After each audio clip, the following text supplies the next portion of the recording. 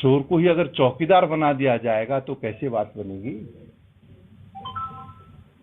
और चोरी चौकीदार होगा तो चोर तो ये कहेगा कि सब ठीक है, क्यों आपने भू कानून को ध्वस्त किया भू माफियाओं के साथ मिलकर के। आपने जो है मोबाइल वैन के माध्यम से घर घर तक शराब पहुंचाने का जो कृत्य किया शराब माफियाओं के साथ मिलकर के क्यों किया। आपकी सरकार में खनन माफिया नदी का सीना चीर रहे हैं और आप मौन बैठे हैं। आप खनन, और मैं कहता हूं इस सरकार को शराब माफिया भू माफिया खनन माफिया संचालित करने का काम कर रहे हैं। ये हालत, ये स्थिति आपके सामने है। रुड़की के अंदर जहरीली शराब के सेवन से कितने लोगों की अकाल मृत्यु हुई। यहीं से देहरादून के अंदर राजधानी में सरकार की नाक के नीचे जहरीली शराब का सेवन करने की वजह से कितने लोगों की जीवन जो है समाप्त हुआ। कौन जवाब दे इस बात के लिए? इस बात के लिए सरकार जवाब दे। कोरोना की महामारी कहते हैं कि सब ठीक है, कोई चिंता की जरूरत नहीं है, सब ठीक है। कोरोना की महामारी में जब दूसरी लहर आई, आपने और हमने उस मंजर को देखा। जब फोन की घंटी बजती थी तो आदमी कहता था मुझे ऑक्सीजन सिलेंडर चाहिए, मुझे ऑक्सीजन युक्त बेड चाहिए, मुझे आईसीयू चाहिए, मुझे वेंटिलेटर चाहिए और मुझे रेमडेसिविर इंजेक्शन चाहिए।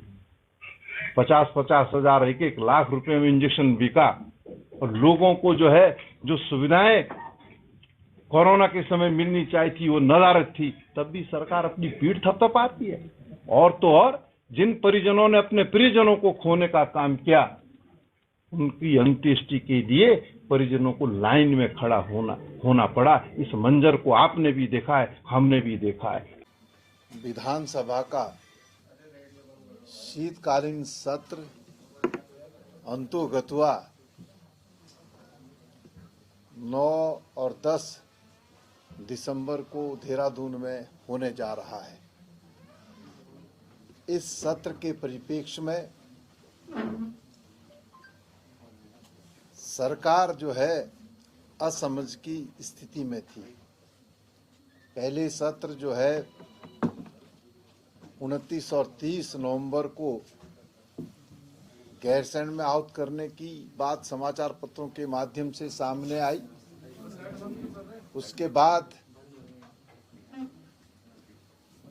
7 और 8 दिसंबर को सत्र जो है आउट करने की बात सामने आई और जो अंतिम निर्णय हुआ वो 9 और 10 दिसंबर को जो है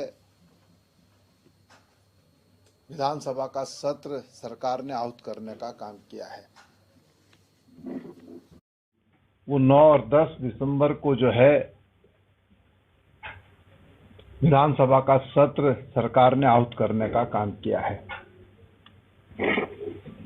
इस सत्र के परिप्रेक्ष्य में समय समय पर अलग अलग बातें सामने आई जिससे एक भ्रम की स्थिति पैदा हुई। विधानसभा अध्यक्ष जी द्वारा अनौपचारिक रूप से संसदीय कार्य मंत्री जी और मुझे बुलाया गया था और जिस दिन बुलाया उस दिन सत्र की तिथि सुनिश्चित नहीं थी। अनौपचारिक जब बात हुई तो मैंने निश्चित रूप से इस बात का उल्लेख किया कि ये कैसी सरकार है कि जिस सरकार ने गैरसैंण को ग्रीष्मकालीन राजधानी घोषित किया है और एक दिन भी ग्रीष्मकाल में राजधानी गैरसैंण से संचालित नहीं हुई और आज सरकार शीतकालीन सत्र गैरसैंण के अंदर आयोजित करने की बात कह रही है, तो सरकार को निश्चित रूप से अस्थायी राजधानी के परिप्रेक्ष्य में अपना दृष्टिकोण उजागर करना चाहिए। हाथ से जो है मुद्दा छिन गया, हमारे हाथ से कोई मुद्दा नहीं छीना हुआ है। हम आज पूछना चाहते हैं सत्ता में बैठे हुए लोगों से कि बताइए, आपने महंगाई को कम करने का वादा किया था, क्या महंगाई कम हुई? आप भी लोकतंत्र के चौथे स्तंभ हैं। उस महंगाई से निश्चित रूप से आप भी और आपके परिवार भी प्रभावित हैं।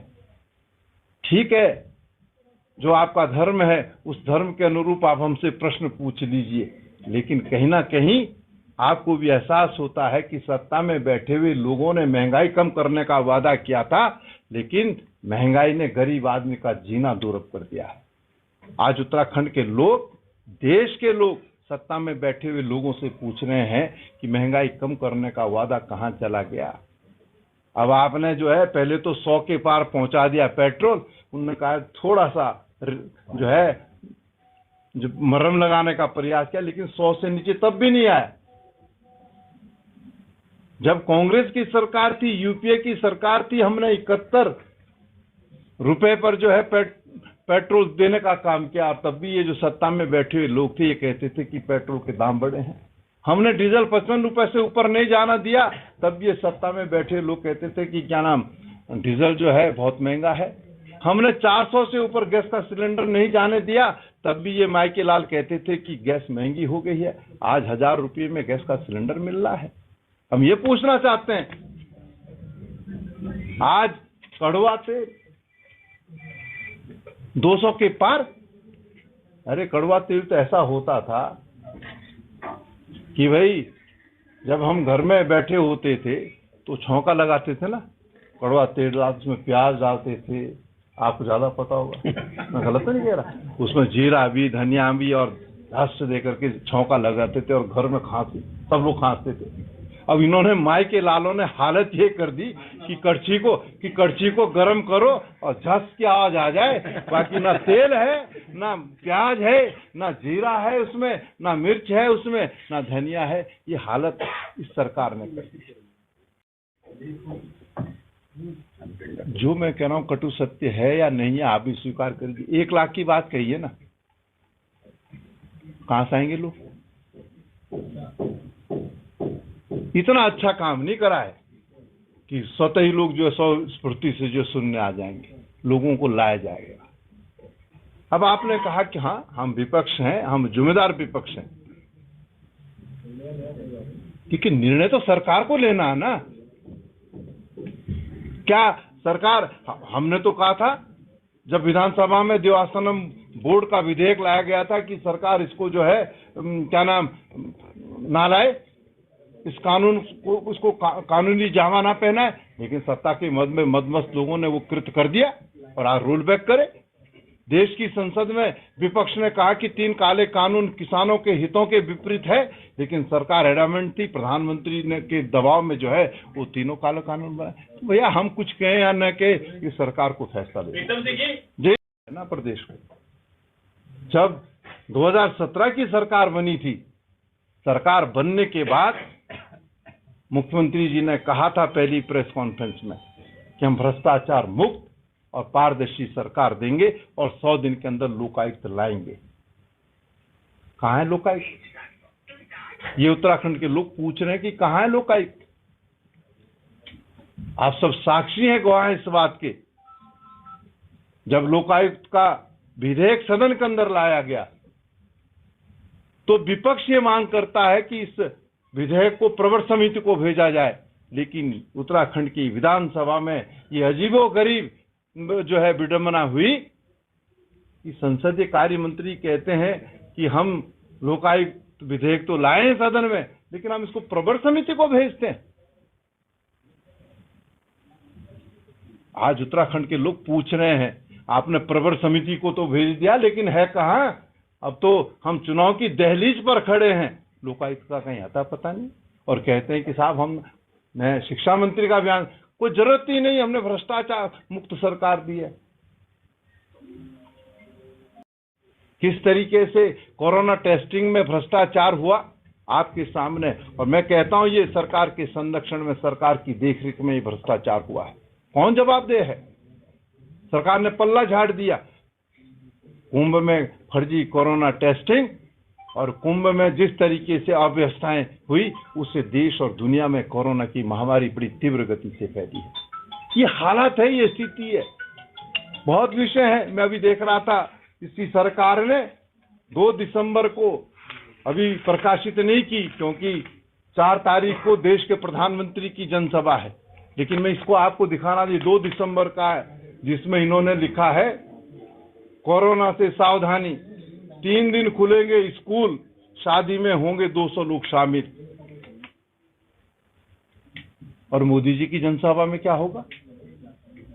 1 लाख का लक्ष्य, और वो भी फर्जी है, क्योंकि परेड ग्राउंड में इतनी कैपेसिटी नहीं है कि वहां 1 लाख लोग आ सके। ये सहारनपुर से, बुलंदशहर से, मुजफ्फरनगर से, मेरठ से लोगों को ला करके भीड़ दिखा सकते हो, लेकिन उत्तराखंड के लोग भारतीय जनता पार्टी और सरकार के चाल चरित्र चेहरे को पहचान चुके हैं। वो बड़ी बेसब्री से 2022 का इंतजार कर रहे हैं, और हम कह सकते हैं कि 2022 में कांग्रेस की वापसी होने जा रही है।